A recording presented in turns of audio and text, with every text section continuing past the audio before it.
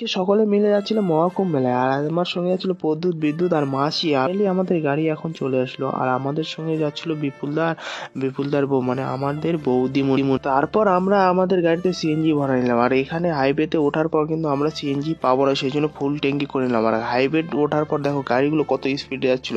আর এখানে একটা হোটেলে আমরা দাঁড়ানোর পর এখন বাজে রাত 12টার পর কিন্তু এগুলো যতগুলো গাড়ি দেখতে পাচ্ছ, এগুলো গাড়ি সম্পূর্ণ মহাকুম্ভের উদ্দেশ্যে রওনা দিচ্ছে। আর এখন কিন্তু আমরা করব ডিনার।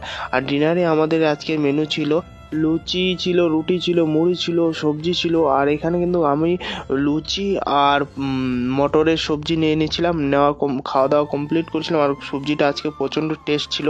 আর দেখো এই ছেলেটা দেখো পায়েসগুলো কেমন চেটে চেটে খাচ্ছে। আমি বলছি ভাই এরকম করে কে খায়?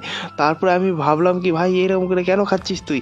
তারপর দেখলাম মাসিও খাচ্ছে কিন্তু চেটে চেটে। তারপর মাসি আমাকে বললো কি আমাদের